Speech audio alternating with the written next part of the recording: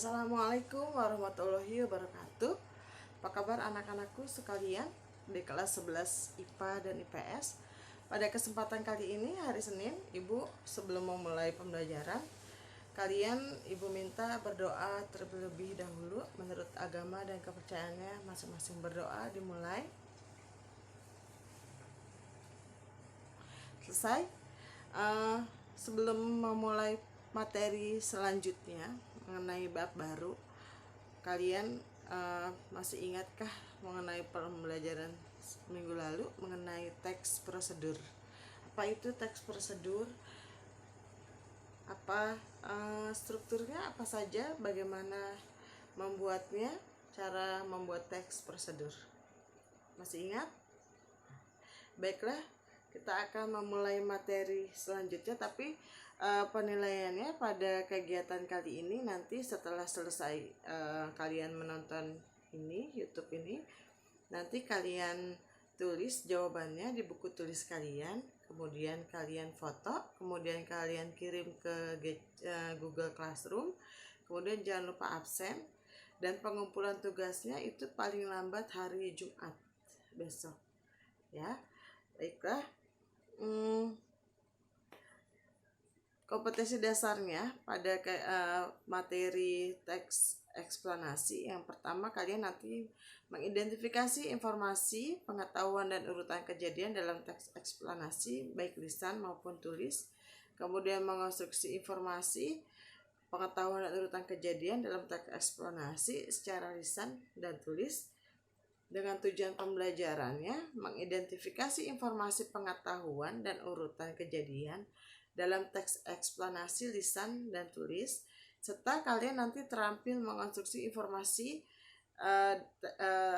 pengetahuan, dan urutan kejadian dalam teks eksplanasi lisan dan tulis, serta dalam kegiatan pembelajaran ini nanti kalian Ibu minta memiliki sikap percaya diri dan pantang menyerah. Teks eksplanasi adalah teks yang berisi penjelasan tentang proses terjadinya peristiwa atau fenomena alam, fenomena sosial, budaya, atau yang lainnya. Contoh kalau fenomena alam itu bencana alam, seperti misalnya bencana alam, gempa bumi, gunung meletus, pokoknya fenomena yang terjadi dengan sendirinya. Ya, apalagi misalnya erosi gitu, atau fenomena selanjutnya mengenai fenomena sosial yang berada dalam lingkungan kehidupan kita, seperti kemiskinan gitu ya. Kemudian budaya berkaitan dengan budaya yang contoh cara budaya timur, kita kan orang timur pasti berbeda dengan budaya barat. Selanjutnya, ciri-ciri teks eksplanasi. Yang pertama, terdiri atas pernyataan umum, gambaran umum tentang apa yang disampaikan, deretan penjelas, inti penjelasan apa yang disampaikan, urutan sebab akibat dari suatu fenomena yang dibahas secara mendalam dan berdasarkan urutan waktu, dan interpretasi pandangan atau simpulan. Ini nanti struktur teks eksplanasi. Yang kedua, memuat informasi berdasarkan fakta dan menjelaskan sebab akibat suatu peristiwa. Yang ketiga, hal yang dibahas yaitu suatu fenomena yang bersifat keilmuan, misalnya yang berhubungan dengan ilmu pengetahuan atau sains. Yang keempat, teksnya bersifat informatif dan tidak berusaha untuk mempengaruhi pembaca agar percaya dengan hal yang dibahas. Itu dia ciri-ciri dari teks eksplanasi. Struktur penjelas. Struktur teks eksplanasi ada 3 pernyataan umum. Ini adanya di paragraf pertama. Pernyataan umum ini berisi mengenai garis besar apa yang akan kita bahas. Misalnya fenomena alam, mau bahas gempa bumi. Dijelaskan dulu gempa bumi adalah paragraf pertamanya. Kemudian yang kedua, deretan penjelas, ini ada sebab akibatnya. Ya. Nanti deretan penjelas di sini bisa lebih dari 2 paragraf biasanya. Ini dijelaskan secara rinci tahapan-tahapannya bagaimana gitu tentang gunung meletus. Kemudian interpretasi, ini kesimpulan dari pernyataan umum dan deretan penjelas ini eh, paragraf akhir, dan biasanya boleh ada dan boleh tidak karena ini kalimat kesimpulan. Selanjutnya, cara mengidentifikasi informasi penting dalam teks eksplanasi. Yang pertama, kalian nanti membaca dulu teksnya dengan seksama. Setelah kalian baca, kalian pahami maknanya setiap kalimat yang ada dalam teks. Yang ketiga, menentukan kalimat utama pada setiap paragraf. Kita cari dulu setiap paragraf kalimat utamanya deduktif atau induktif, ada di awal atau ada di akhir. Yang keempat, menemukan gagasan utama atau ide pokok. Lihat dulu ide pokoknya tadi, seperti Ibu bilang tadi, kalau kalimat utamanya ada di awal atau di akhir, atau gagasan utamanya ada di mana. Kemudian menandai kata-kata kunci. Jadi kan ada setiap kata yang setiap paragraf itu kata kuncinya, setiap paragraf sering diulang-ulang. Nah, itu biasanya yang menjadi kata kunci. Kemudian merumuskan inti kalimat utama. Ya, nanti kira-kira kalimat utamanya bisa menjadi garis besar yang akan dibicarakan. Ini ada contoh mengenai teks eksplanasi banjir. Ya, ini contohnya ada pernyataan umum. Di sini contohnya, Kota Jakarta senantiasa sudah menjadi langganan banjir setiap tahunnya. Banjir ialah, nah di sini dijelaskan pernyataan umumnya. Banjir ialah keadaan di mana tanah tidak bisa meresap air dengan sempurna sehingga air yang terletak pada permukaan tanah menjadi tergenang. Air yang tergenang bisa menenggelamkan benda-benda atau material yang letaknya lebih rendah pada tingkat besar. Nah, di sini ya, ini paragraf pernyataan umum dijelaskan mengenai banjir. Nah, selanjutnya ini ada urutan sebab akibat. Ibu minta maaf, ini tulisannya jadi besar. Ini ada urutan sebab akibat. Nanti kalian jelaskan dulu sebabnya, penyebab banjirnya itu seperti apa. Satu paragraf misalnya, satu paragraf kalian jelaskan urutan sebab akibatnya. Nanti ada urutannya. Nah, sampai di sini seperti di sini paragraf ke-6 dijelaskan sistem irigasi yang kurang baik bisa dipaparkan sebab tertutupnya permukaan tanah, sebab pembangunan, misalnya pembangunan yang semakin banyak, jadi semen tidak ada saluran air, semuanya tidak ada resapan air, semuanya yang tanah itu yang harus meresap air itu jadikan semen. Jadi itu tidak bisa meresap air itu. Nah, di situ dijelaskan sampai di situ, sampai detail mungkin. Selanjutnya ini interpretasi kesimpulan. Ya, kesimpulan ada di paragraf terakhirnya. Seperti Ibu di sini, untuk mengatasi musibah langganan banjir yang terus terjalin di Jakarta, diperlukan rekonstruksi sistem irigasi dengan membiarkan tanah terbuka. Seperti itu. Nanti kalau ada pertanyaan silahkan langsung chat Ibu di Google Classroom. Ini Ibu ada soal 5. Setelah kalian ini tulis dulu di buku tulis kalian. Kemudian nanti saksikan video berikut. Yang pertama soalnya, peristiwa apa yang dibahas pada kedua teks tersebut. Kedua, bagaimana struktur pembuka, isi, penutup teks tersebut. Tadi kan strukturnya ada 3 ya. Ada pernyataan umum, kemudian ada deretan penjelasnya, terakhir nah itu pembuka, isi, penutupnya seperti itu. Kemudian sebutkan konjungsinya, kata hubungnya apa saja. Kemudian sebutkan kata keterangan waktunya. Keterangan waktu apa?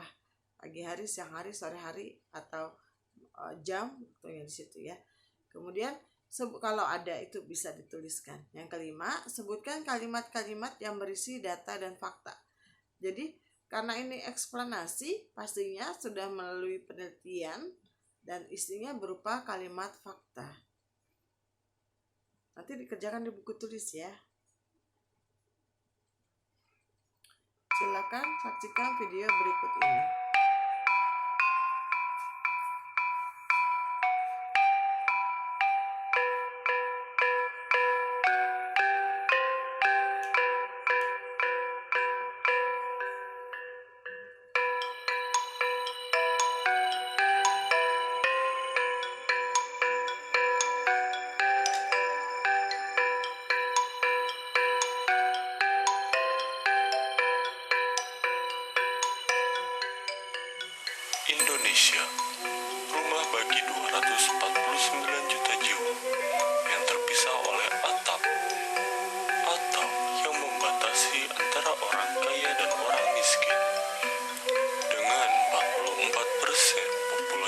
yang hidup di daerah urban, Indonesia menduduki urutan ke-46 untuk negara dengan perekonomian yang terbaik, dengan pendapatan negara 295 triliun pada tahun 2016. Namun, di sisi lain, Indonesia masih menjadi negara yang kaya akan penduduk miskin.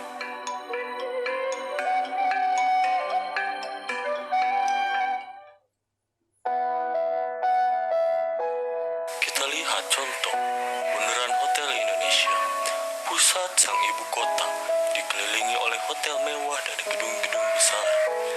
Namun tidak jauh dari sana terdapat sebuah pemukiman kampung yang keadaannya sangat berbeda dengan Bundaran Hotel Indonesia.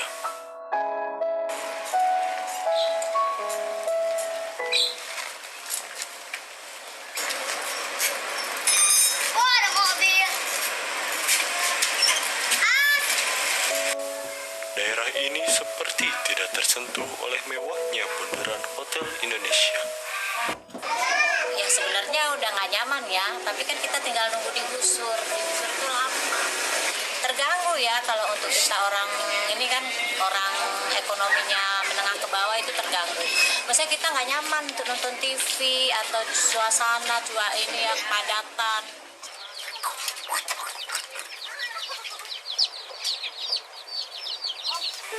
Karena kepadatan penduduk di Jakarta dan lahan yang begitu mahal, kurang lebih 450 keluarga di daerah ini tidak memiliki rumah permanen atau hidup di tempat kumuh. Mengagetkan memang menemukan banyak orang miskin di tengah daerah yang terkenal dengan kemewahannya. Komunitas urban yang berada di daerah seperti ini seperti bayangan dari kemewahan Bundaran Hotel Indonesia.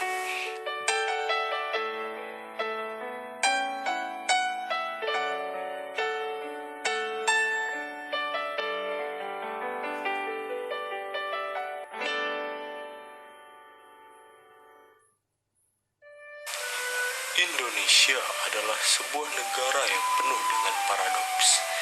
Negara ini subur dan kaya akan kekayaan alam, namun sebagian rakyatnya tergolong miskin. Pemerintah sudah melakukan berbagai cara, dimulai dari membagikan uang kepada rakyat-rakyat miskin melalui pemerintah daerah, memberikan sekolah gratis atau wajib belajar 9 tahun, sampai memberikan jaminan kesehatan melalui puskesmas sampai kartu jam sostek. Namun, kemiskinan seperti tumbuh liar, tidak akan habis-habis bila dicabut. Memberantas kemiskinan bukanlah pekerjaan tangan pemerintah saja. Memberantas kemiskinan adalah pekerjaan kita semua.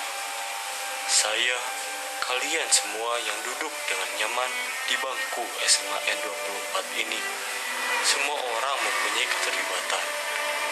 Ini seperti pergerakan orkestra yang sangat besar. Semua orang mempunyai keterlibatan. Bantulah walaupun hanya dengan hal kecil. Lalu hal kecil ini akan menjadi besar. Selimut besar yang menghangatkan kita semua, menghangatkan bangsa Indonesia. Jalan menghapus kemiskinan di Indonesia mungkin sangatlah jauh, berjuta-juta kilometer jauh. Namun ingatlah, perjalanan jauh pasti membutuhkan langkah awal. Dengan cara itulah, keadilan sosial bagi seluruh rakyat Indonesia akan tercapai.